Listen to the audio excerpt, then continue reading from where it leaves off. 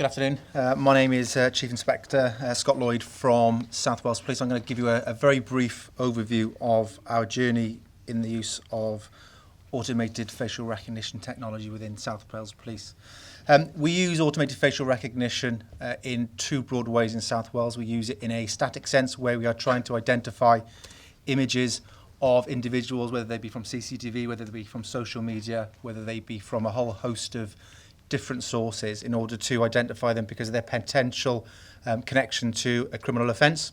And we also use it, the more contentious use is the lifetime use of facial recognition, such as significant sporting events or pop festivals throughout Cardiff and South Wales, where we deploy lifetime CCTV cameras. We look at people coming past the cameras and we compare them against a much smaller watch list. So the former is what we call AFR Identify. So this is the slow time use of the technology where something's already happened. We've got an image of that individual and we're trying to identify who that person is in order to carry out further inquiries, whether that be arrest them, whether that be have an interaction with them, or whether that be to protect them, because often they can tend to be vulnerable. Prior to the process, what we used to do as an organisation, we'd have an image. As an organisation, we've tried to identify individuals since the days of Sir Robert Peel back in the 1820s, where we'd had sketches of individuals. And obviously, if you go back further, sort of the days of cowboys and Indians, the wanted, dead or alive posters. That's something we've done day in and day out. When I started my career 20 years ago, I'd have a book of images of the people that I'd be looking for, suspects of criminal offences. And what we're able to do with the technology is become far more efficient. A process that took us before facial recognition about 14 days to identify an individual on average, with facial recognition and combining that with the officers takes us about 5 minutes. So in terms of the savings there, they're quite considerable, and our ability then to protect the most vulnerable that are connected to that crime is obviously significantly enhanced with the use of facial recognition. It doesn't replace the police officers, it doesn't replace the human operator. It's combining really good technology with the human operator at the heart of the process. AFR Locate is where we deploy live-time facial recognition cameras. We started off during the Champions League final in 2017. We had 1.3 million people coming into Cardiff from across Europe. A lot of those people had a criminal purpose and a criminal intent. We didn't know who they were, and we didn't have any historical knowledge of those individuals. So it would be really good as an organisation if we could understand exactly who's coming to our city far more efficiently. So we deployed the widest use of facial recognition of anywhere in the Western world. At that time, it was 10 cameras or 10 locations across Cardiff. At the time, it was post the Manchester attacks. It was the raised terror threat. And we had significant credible intelligence that on the day of the final, that there was going to be a terrorist attack in Cardiff, and we had images of the individuals that potentially could be responsible for that attack. Sadly, it didn't happen in Cardiff, it happened in London. That was the London Bridge terror attack. But we managed to get the potential suspects within our AFR, automated facial recognition deployment. Essentially, the technology is not new. It's been around for decades. Essentially, we use CCTV cameras to take an image from the frame. We then create a biometric template of that image. We then compare it with a watch list. That's the people that we're looking for, which have already got a biometric template included within the watch list. We compare them, and based on a threshold setting, the operator will then get an alert as to whether that's the person that we are looking for. Typically, as an organisation, we are looking for about 800 people at any one time. So these are people who are suspected of committing a criminal offence or are wanted on warrant. And we're the fifth biggest force within the UK. So that gives you some sort of understanding as the volumes of people that UK policing are looking for at any one time. So that's about 800 people at any one time for us. We received images from across our policing partners in the UK, as well as Interpol and UEFA themselves. And we had a watch list of about 1,200 for the UEFA Champions League final. And that resulted in the first UK arrest using the technology in a lifetime format anywhere in the UK. In terms of the business benefits, the Identify process, where we're looking at that slow time, we've been using that for about 2 years now, and we've identified 1,700 possible suspects.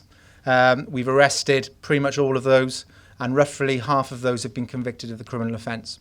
So this is where we're able to, within a couple of minutes, identify who the person is connected with the crime, arrest them. The non-cashable savings of that process, the ID process themselves for an organisation of our size, is about £270,000 per year. In terms of investigative savings, obviously, if it's a contact crime, you've got the increased opportunity for DNA and forensics. And if it's a property-related crime, obviously, a day one identification, your chances are you're going to get the loot back for the victim rather than having to wait 2 weeks in order to identify who that person is. For Locate, we've done 52 deployments. Our last deployment was at the Elvis Festival in Porthcawl last weekend. We're particularly concentrating on deployments around knife crime, which is run across the UK at the moment, looking at people with markers for knife-related criminal activity. And we've had 52 deployments with 58 arrests at the moment. The use of the technology has been subject to a judicial review that took place in May in Cardiff.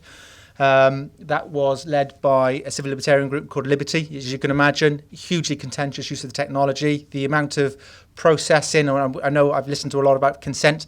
Can you actually consent to the technology taking a biometric template of your face? Well, you could if you cover your face or you don't walk towards the cameras, but ultimately you've got to change your activity. So we are processing large volumes of personal information as people walk past the camera. We create that biometric template. And it is indiscriminate because everyone who walks past that camera is going to get a biometric template created of them.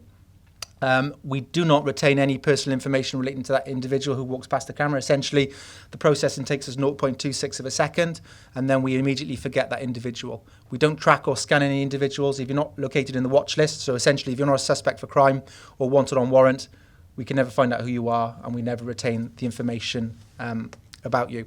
It was decided by the High Court, where the judicial review was heard, that we are actually processing sensitive information of everyone who walks past that camera, and Article 8, the right to private life, is engaged.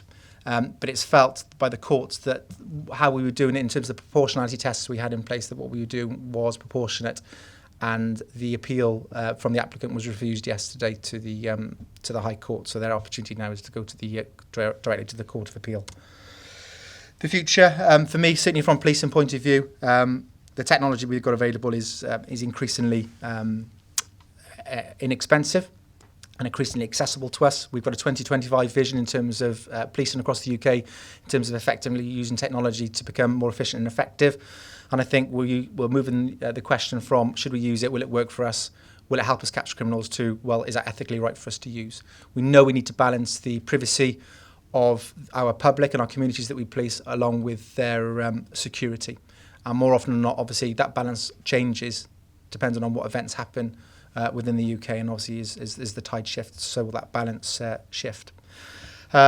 It's an incredibly exciting time to be part of UK Police, and I've no doubt in the next 10 years of my career it's probably going to change considerably from when I started 20 years ago. We're looking at mobilising the technology into officers' smartphones. We've got 3,000 officers in South Wales, and we're looking to mobilise the technology and do a trial around having that technology available via smartphones. We've also moved away slightly with the use of technology to looking up the bad guys and girls to protecting our most vulnerable. We go to a lot of road traffic collisions where we don't know who the people are when they are deceased, or people we pull from rivers, or who are unconscious. And this technology is a really efficient way of us being able to identify who the individual is. We had a recent case in Cardiff where we sadly removed a body from the river. The individual was still conscious and breathing, but they didn't have any identification on them. We didn't know who they were. Within 3 seconds of me getting that image, I was able to identify who they were, and we were able to get mum to bedside in the hospital very, very quickly. Sadly, that person passed away, but mum was with them when they passed away. Without that technology, we'd never would have been able to do that. So it just shows sort of one of the use cases. But we are extremely mindful of the balance between privacy rights and also the ethical use of the technology, and obviously doing our bread and butter job, which is locking up the bad guys and girls and protecting the most vulnerable in our communities. Thank you.